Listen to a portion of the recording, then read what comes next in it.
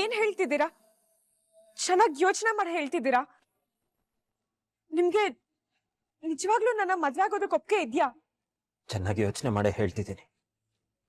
ನಿನ್ನ ಮದುವೆ ಆಗೋದಕ್ಕೆ ನನಗೆ ಸಂಪೂರ್ಣವಾಗಿ ಒಪ್ಪಿಗೆ ಇದೆ.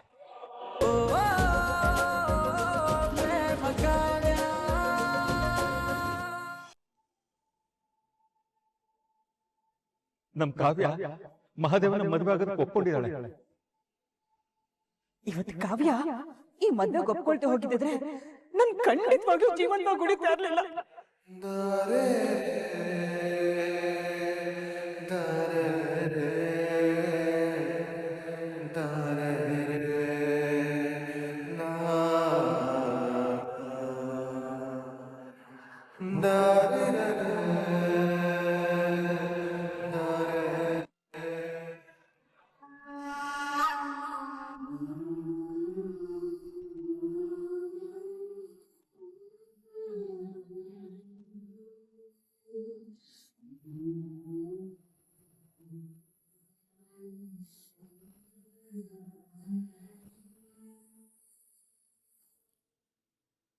ಪಂಚಮಿ,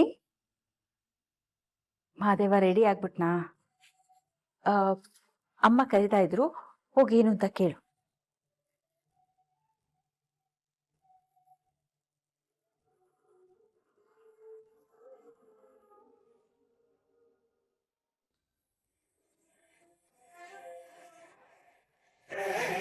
ಏನು ಯೋಚನೆ ಮಾಡ್ತಿದ್ಯಾ ಮಗನೇ? ಏನಿಲ್ಲ ಚಿಕ್ಕಮ್ಮ. ಯಾವ್ದು ನಡಿಬಾರ್ದಿತ್ತೋ ಅದೇ ನಡೆದು ಹೋಯ್ತು. ಈಗ ಅದ್ರ ಬಗ್ಗೆ ಯೋಚನೆ ಮಾಡಿ ಏನು ಪ್ರಯೋಜನ ಇಲ್ಲ ಮಗನೇ. ಪ್ರೇಮ ನಿನ್ನ ಹಾಗೆ ಹಳ್ಳಿಲಿ ಬೆಳೆದವಳು. ಶಾಲೆ ಮುಖ ಅಷ್ಟೇ ನೋಡಿದಾಳೆ. ಹಳ್ಳಿ ಜನ, ಹಳ್ಳಿ ಬದುಕು ರೂಢಿ ಇದ್ದವಳು. ನಿನಗೊಳ್ಳೆ ಜೋಡಿ ಆಗ್ತಾಳೆ ಅಂತ ನಾವೆಷ್ಟು ಖುಷಿಯಾಗಿದ್ವಿ. ಆದ್ರೆ ಅವಳೇ ಈ ಮದ್ವೆ ಬೇಡ ಅಂತ ಓಡ್ ಹೋಗ್ಬಿಟ್ಲು. ಇನ್ನು ಅವಳ ತಂಗಿ ಕಾವ್ಯ ಚೆನ್ನಾಗಿ ಓದಿದಾಳೆ, ಸಿಟಿಲ್ ಬೆಳೆದಿರೋ ಹುಡುಗಿ. ಅವಳು ಹೇಗ್ ನಿನಗೆ ಸರಿ ಹೋಗ್ತಾಳೆ? ಅವಳು ಹೇಗ್ ನಮ್ಮನೆಗೆ ಹೊಂದ್ಕೋತಾಳೆ?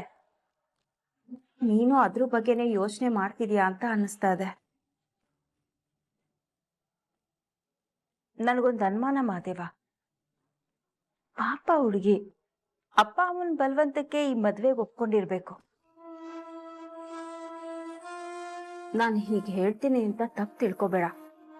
ಮದ್ವೆಗೂ ಮುಂಚೆ ನೀನೊಂದ್ಸಲ ಕಾವ್ಯನ ಜೊತೆ ಮಾತಾಡೋದು ಒಳ್ಳೇದು.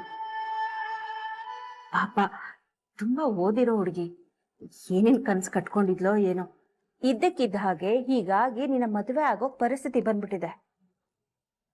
ನೀನ್ ಅವಳ ಜೊತೆ ನೇರವಾಗಿ ಮಾತಾಡಿದ್ರೆ ಅವಳ ಮನ್ಸಲ್ಲಿ ಏನಿದೆ ಅಂತ ಗೊತ್ತಾಗತ್ತೆ. ಮದ್ವೆ ಆದ್ಮೇಲೆ ಸಮಸ್ಯೆ ಆಗ್ಬಾರ್ದಲ್ವಾ? ಅದಕ್ಕೆ ಹೀಗೆ ಹೇಳ್ತಾ ಇದ್ದೀನಿ. ನೋಡು ನೀನ್ ಏನ್ ಮಾಡ್ತೀಯಾ ಅಂತ.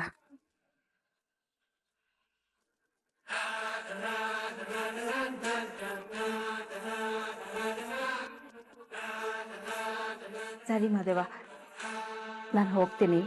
ಹೊರಗಡೆ ಸ್ವಲ್ಪ ಕೆಲಸ ಇದೆ.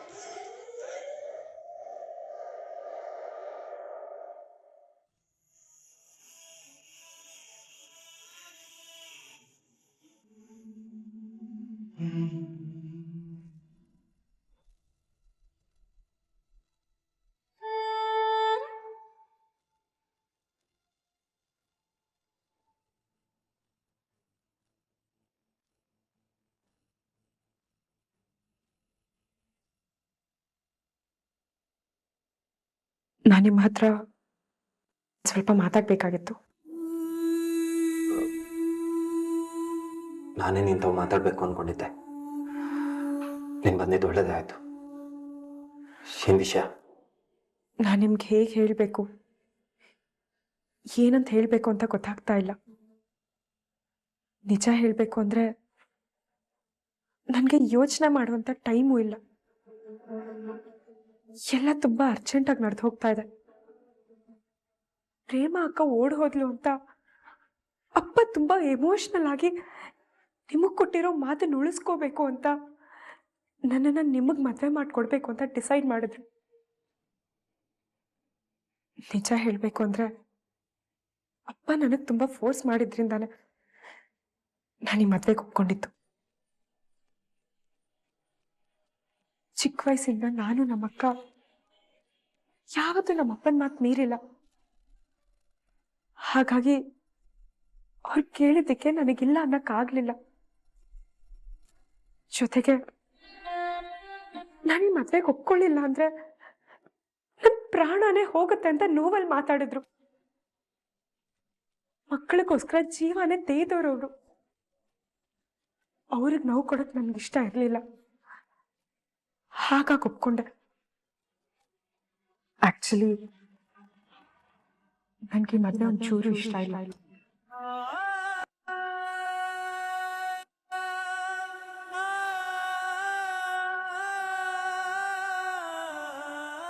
ಈ ವಿಷಯನ ನಿಮ್ಮ ತಾಯಿಗೆ ಹೇಗೆ ಅರ್ಥ ಮಾಡಿಸ್ಬೇಕು ಅಂತ ನನಗೆ ಗೊತ್ತಾಗ್ಲಿಲ್ಲ. ಅದಕ್ಕೆ ನಿಮ್ಮ ಹತ್ರ ಮಾತಾಡಬೇಕು ಅಂತ ನಾನು ಬಂದೆ. ನಿಜ ಹೇಳಬೇಕು ಅಂದರೆ ನಿಮ್ಮ ಹೆಂಡತಿ ಆಗೋದಕ್ಕೆ ನನಗೊಂಚೂರು ಇಷ್ಟ ಇಲ್ಲ.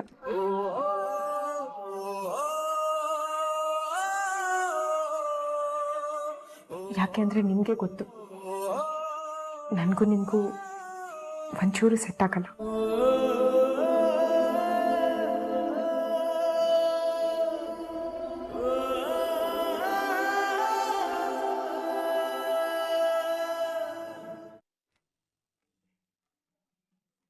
ಹೇಳಿ ಮಹದೇವ್, ನಾನು ಇಷ್ಟ ಇಲ್ಲ ಅಂತ ಹೇಳಿ. ಹೇಳಪ್ಪ, ಮುಹೂರ್ತ ಮೀರ್ತಾ ಇದೆ. ಏನಪ್ಪ ಯೋಚನೆ ಮಾಡ್ತಿದ್ಯಾ? ನಿನ್ನ ಅಭಿಪ್ರಾಯ ಏನು ಅಂತ ಹೇಳ್ಬಿಡು.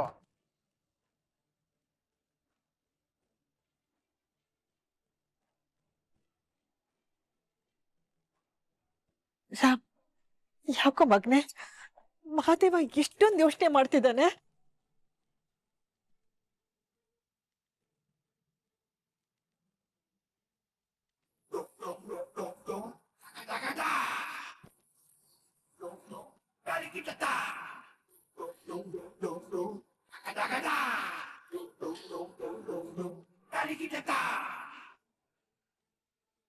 ಶ್ರೀಧರ್, ಏನಪ್ಪ ಇದು? ಮಹಾದೇವ ಈ ರೀತಿ ಯೋಚನೆ ಮಾಡ್ತಿದ್ದಾನೆ? ಅದಕ್ಕೆ ನನಗೂ ಅದೇನಂತ ಗೊತ್ತಾಗ್ತಾ ಇಲ್ಲ. ಮಹಾದೇವ್ ಅವರೇ, ಹೇಳಿ, ಯಾಕೆ ಯೋಚಿಸ್ತಿದ್ದೀರಾ?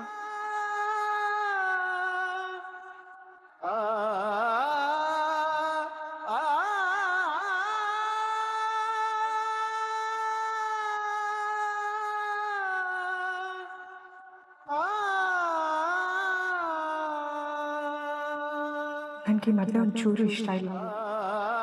ನಿಮ್ಮ ಹೆಂಡತಿ ಆಗೋದಕ್ಕೆ ನನಗೊಂಚೂರು ಇಷ್ಟ ಇಲ್ಲ. ನನಗೂ ನಿಮಗೂ ಒಂಚೂರು ಸೆಟ್ ಆಗಲ್ಲ.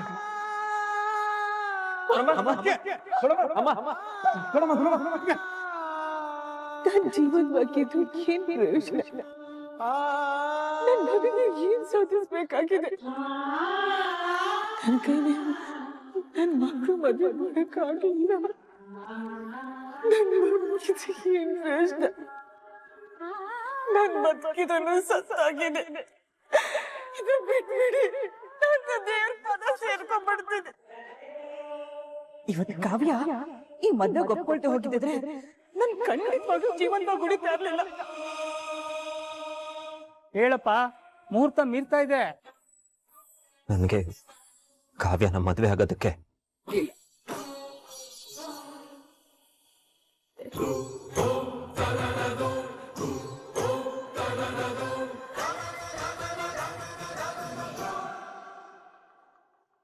ಒಪ್ಪಿಗೆ ಇದೆ.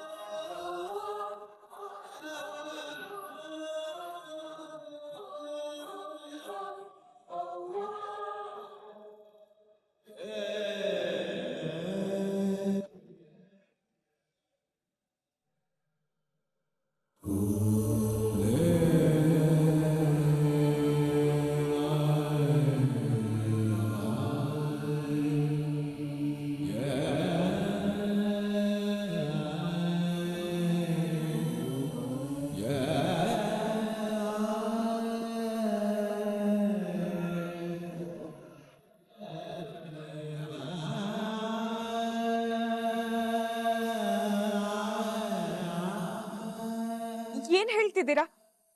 ಚೆನ್ನಾಗಿ ಯೋಚನೆ ಮಾಡಿ ಹೇಳ್ತಿದ್ದೀರಾ? ನಿಮ್ಗೆ ನಿಜವಾಗ್ಲೂ ನನ್ನ ಮದ್ವೆ ಆಗೋದಕ್ಕೆ ಒಪ್ಪಿಗೆ ಇದೆಯಾ? ಚೆನ್ನಾಗಿ ಯೋಚನೆ ಮಾಡೇ ಹೇಳ್ತಿದ್ದೀನಿ. ನಿನ್ನ ಮದುವೆ ಆಗೋದಕ್ಕೆ ನನಗೆ ಸಂಪೂರ್ಣವಾಗಿ ಒಪ್ಪಿಗೆ ಇದೆ.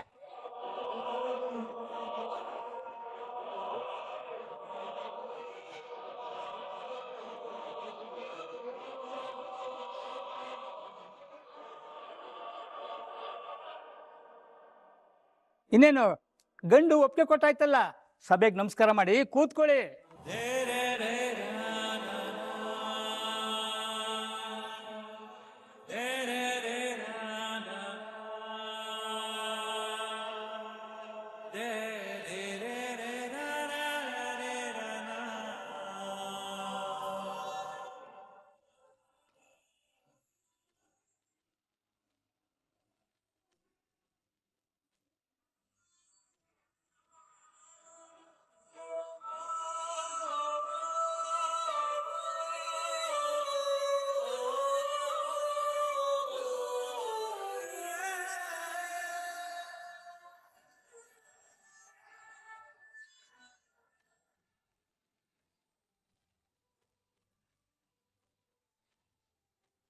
ಮಗಳೇ, ಬಂದಿರೋರ್ಗೆಲ್ಲ ನೀನು ನಮಸ್ಕಾರ ಮಾಡಿ ಹಸೆಮಣೆ ಮೇಲೆ ಕೂತ್ಕೊಳ್ಳಮ್ಮ.